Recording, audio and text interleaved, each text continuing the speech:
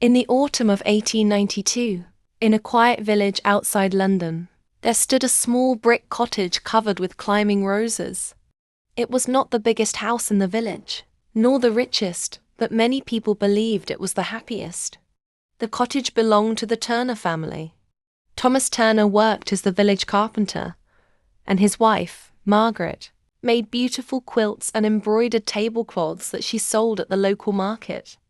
They have 3 children: 12-year-old William, 10-year-old Clara, and 6-year-old little Henry.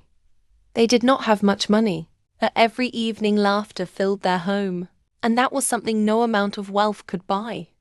Every morning, Thomas left home before sunrise with his toolbox over his shoulder. Before leaving, he kissed Margaret on the forehead and wished each child a wonderful day.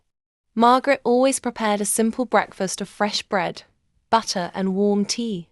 After breakfast, the children walked together to the village school.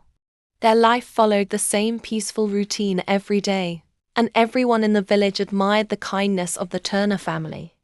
One chilly afternoon, while returning from school, William noticed an elderly woman struggling to carry a heavy basket of vegetables.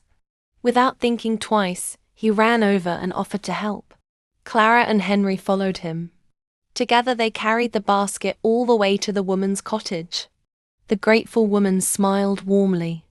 "Your parents have raised wonderful children," she said. That evening, William proudly told his father what had happened. Thomas smiled and placed a hand on his son's shoulder. "Always remember," he said, "kindness is the greatest gift we can give." Those words stayed with William for many years. As winter approached, business became slower for Thomas. Fewer people needed furniture or repairs, and money became scarce. Margaret quietly counted the family's savings each evening after the children had gone to bed. She never complained, but Thomas could see the worry in her eyes. One night, he sighed softly. "I wish I could give you more." Margaret smiled gently and held his hand. "You already give us everything that matters." Their children overheard part of the conversation from the staircase. The next morning, William gathered Clara and Henry. "We should help," he whispered. The 3 children began doing small jobs around the village. William delivered firewood. Clara helped an elderly neighbor with sewing. Little Henry collected eggs for a nearby farmer. They earned only a few coins, but every Saturday they secretly placed the money inside their mother's sewing basket. Margaret discovered the coins one evening. Tears filled her eyes as she realized what her children had done. She hugged each of them tightly. "I have the richest family in England," she said with a smile. A few weeks later, Christmas approached. The Turner family knew they could not afford expensive presents. Instead, they decided that everyone would make a handmade gift for another family member. Thomas carved a small wooden jewelry box for Margaret. Margaret knitted a warm scarf for Thomas. William carefully built a birdhouse for Henry. Clara embroidered a beautiful bookmark for William's favorite book. Henry proudly painted a small wooden picture frame for Clara, although most of the paint ended up on his own hands. On Christmas morning, the family gathered around the fireplace. There was only a small tree decorated with dried oranges, ribbons, and homemade paper stars. Yet the room was filled with excitement. As each gift was opened, smiles grew wider. Nobody cared that the presents were simple. They had been made with love. After breakfast, there was a knock at the front door. Outside stood several villagers carrying baskets filled with bread, vegetables, blankets, and firewood. The elderly woman whom William had once helped stepped forward. "Your family has helped so many people," she said. "Now it's our turn to help you." Thomas was speechless.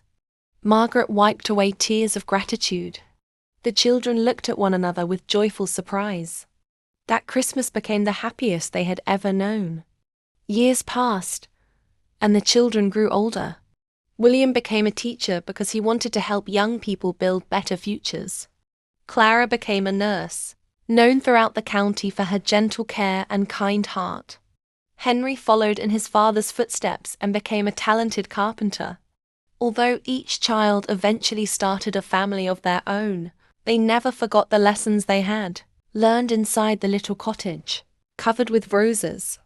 Every Christmas, no matter how busy life became, they returned home.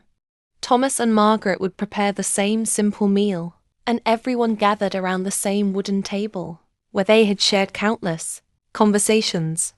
Grandchildren filled the house with laughter, just as William, Clara, and Henry once had. One snowy Christmas Eve, Thomas looked around the crowded room. Children were laughing beside the fireplace. Margaret was serving warm pies while humming an old song. William, Clara, and Henry were talking together, as though they had never grown up. Thomas smiled quietly. "Do you remember when we thought we were poor?" he asked. Everyone laughed. Margaret gently squeezed his hand. "We never were," she replied. "We had each other." Many years later, after Thomas and Margaret had both passed away peacefully, the cottage remained in the family. William's children cared for it with great love. The old wooden table still stood in the dining room.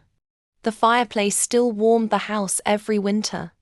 The handmade Christmas decorations were carefully placed on the tree each year, just as they had been long ago. Visitors often admired the cottage and asked why the family never sold it. William would simply smile and answer, "Because this house reminds us that love is the greatest treasure a family can ever own." And so, generation after generation, the Turner family continued gathering in the little Victorian cottage. They taught their children the same lesson Thomas had once taught William: money may build a house, but kindness, forgiveness, and love are what truly make it a home. Even today, if you walk through that quiet English village on Christmas Eve, you may see warm candlelight shining from the cottage windows, and hear joyful laughter carried softly through the winter air, reminding everyone that the happiest families are not always the richest. They are the ones who never stop loving one another.